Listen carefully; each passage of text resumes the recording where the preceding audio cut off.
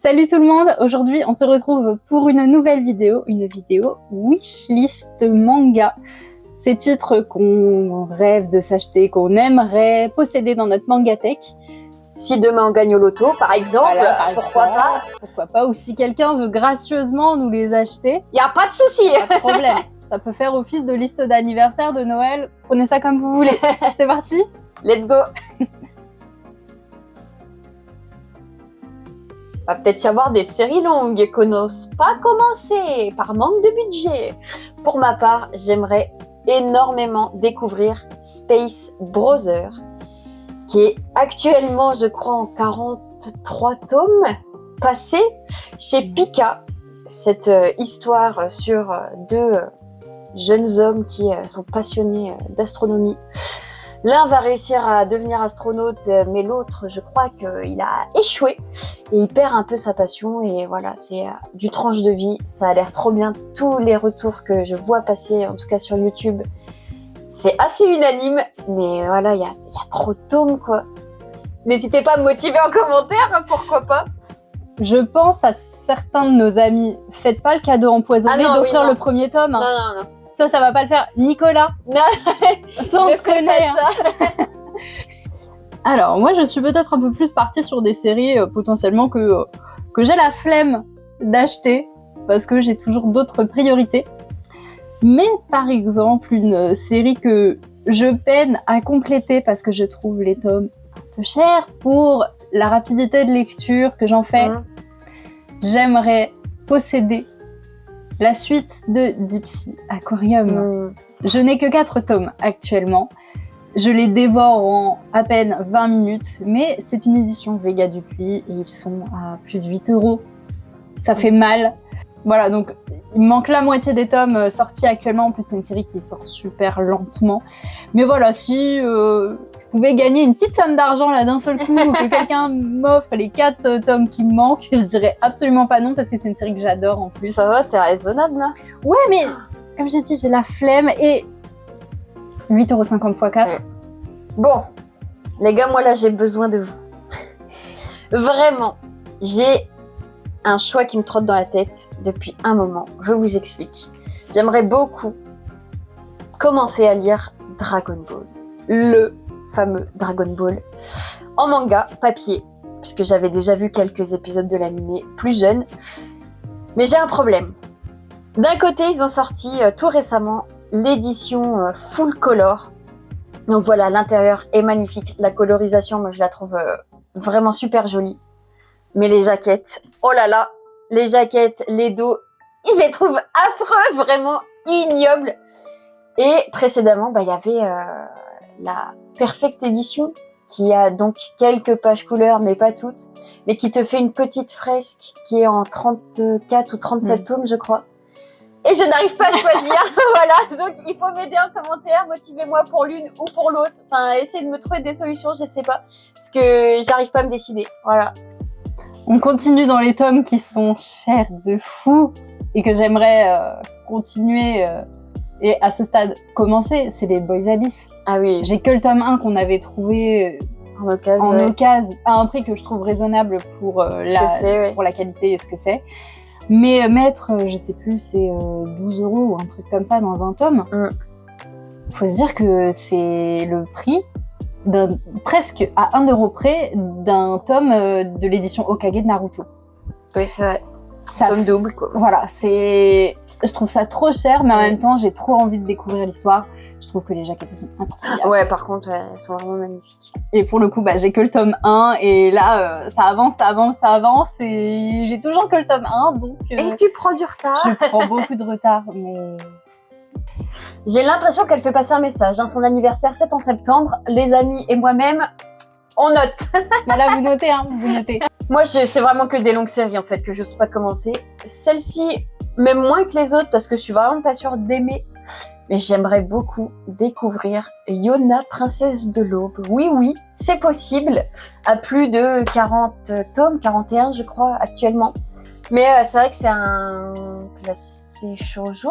Shoujo d'aventure, ouais. Shoujo d'aventure, qui a l'air vraiment très chouette, notamment Thibou, en vente les louanges très régulièrement de ce petit manga. Les personnages ont l'air très sympas, l'aventure a l'air très palpitante, mais le budget et le nombre de tomes me freinent complètement.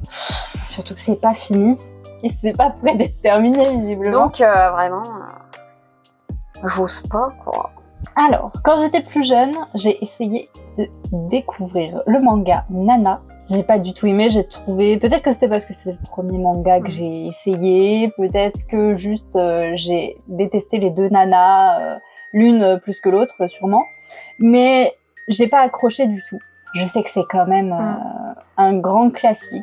Je sais pas si mentalement je suis prête à réinvestir dans Nana, sachant que je sais pertinemment que c'est pas fini et que ça ne sera jamais fini, mais j'ai quand même une partie de moi qui a envie de découvrir les œuvres de Ayazawa, donc l'autrice, parce que en me renseignant pour une prochaine vidéo, je me suis rendu compte qu'elle avait des titres qui avaient l'air vraiment hyper sympa. Elle y met tout son cœur à l'intérieur, donc j'ai noté Paradise Kiss, mais dans une ancienne édition. Parce que la grosse édition Delcourt, c'est impossible à lire. Je suis désolée, elle est moche, c'est un pavé comme ça. Les mots sont dits. Non, mais sans jaquette, elle est horrible, je la trouve trop moche. Donc, Paradise Kiss, ça parle de mode. Parce que Ayazawa est fan de mode, elle a essayé de faire des études dans la mode et finalement, elle était trop occupée à écrire des mangas. Donc, voilà. Je serais curieuse. Il y a une partie de moi qui adore les dessins et une partie de moi qui les déteste en même temps. C'est très bizarre. J'adore le look des personnages. Peut-être parce que j'adore la mode, donc forcément, je suis toujours attirée par le style des personnages. Mais il y a un truc. Donc pourquoi pas, un manga ou une série d'Ayazawa, ça pourrait être pas mal à découvrir, autre que Nana. Pour ma part, j'aimerais bien découvrir une autre œuvre de Takehiko Inoue, puisque j'ai adoré Slam Dunk. Mais ma première tentative de manga de samouraï n'a pas forcément été très concluante. J'aimerais quand même découvrir Vagabond, actuellement en 37 tomes, un peu en pause, en arrêt, on sait pas trop. Une édition très chère, qui donne pas envie de mettre l'argent dedans. Donc, et puis j'ai vraiment peur de pas aimer du tout. Je sais que c'est un peu très, c'est très contemplatif. Mais bon, les dessins, j'adore, donc je suis en réflexion, mais pour l'instant, c'est vraiment pas dans le haut des priorités.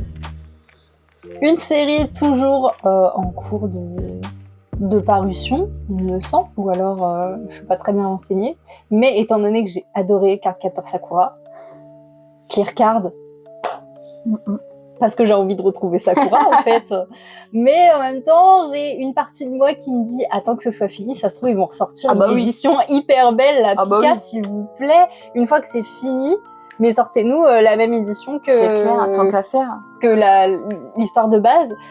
Mais c'est vrai que ça me donne envie quand même, parce que bon, Sakura quoi. C'est juste ça, voilà, l'argument Sakura. Et la dernière, qui est probablement celle que je risque de commencer, en tout cas que j'aimerais beaucoup commencer rapidement, d'ici la fin de l'année, ce serait vraiment chouette. On est chez Kiun, Latitude, donc grand format. Et on est évidemment sur les Bright Stories, actuellement en 14 tomes il me semble. Je ne trouve pas cette édition en occasion, mais la petite édition, petit format là, ça me dit moins quoi. J'ai vraiment envie de profiter des dessins, d'avoir ce petit confort de lecture. Et même le dos je le trouve plus joli, donc voilà. Et même en magasin en neuf d'ailleurs, on la voit pas souvent. Je sais pas si chez vous c'est pareil, mais on voit que le petit format, donc faut que je la commande, ce sera sûrement en neuf. Faut que je me motive, mais je pense que c'est vraiment celle que je vais commencer d'ici peu, histoire de rattraper assez rapidement, et je crois que ça va être bientôt terminé, hein, il me semble. Donc j'espère. Donc voilà. Dans le vent comme ça, hop. Mais j'aimerais trop, ça a l'air trop bien, trop joli, très porté sur la culture. J'adore. Et pour mon dernier, c'est ni une série ni un one-shot, c'est un artbook. que j'ai vu, je ne connaissais même pas l'existence de cet artbook. Je me baladais, j'ai vu ça dans un cache. J'ai longuement hésité, mais il était en super mauvais état. C'est l'artbook de Obata. Il est magnifique, il est sublime. Même s'il était en mauvais état, j'ai vraiment eu une grosse hésitation parce qu'il était à 50 €, il me semble. Mais Il n'était pas complet. il n'était pas complet. Il n'y avait pas la boîte, il n'y avait pas les ex-libris et il n'y avait pas le grand shikishi qui était avec normalement. Il y avait juste le livre et je trouvais ça dommage, sachant qu'en plus il était corné et tout. En regardant les prix, on voit l'édition française et l'édition anglaise qui sont à des 120-130 €, mais l'édition en allemand est disponible à une soixantaine d'euros, plus frais de livraison sur plein de sites. Donc c'est plus raisonnable. Pourquoi pas, en plus, un artbook, je m'en fous s'il est en allemand. Oui, franchement, bah voilà, ça, je m'en tape royalement. Donc ouais, pourquoi pas, je l'avais trouvé incroyable, il est magnifique. De toute façon, on met des images en même temps. Je peux l'acheter pour 60-70 € et l'avoir complet et pouvoir profiter des dessins de Obata dans un format hyper grand en plus, parce que c'est un artbook et il est franchement gigantesque. Ouais. Donc ça doit être intéressant en plus de voir les petites recherches de personnages et tout. C'est ça. Donc voilà, ça c'est la liste de nos rêves, hein, clairement. C'est pas pour tout de suite, mais c'est beau de rêver, hein. Les anniversaires Noël. T'as capté? On espère que la vidéo t'a plu. N'hésite pas, moi, à m'aider en commentaire, à nous dire ce que toi tu rêves de posséder dans ta mangatech. Et on se retrouve bientôt pour une prochaine vidéo. Salut.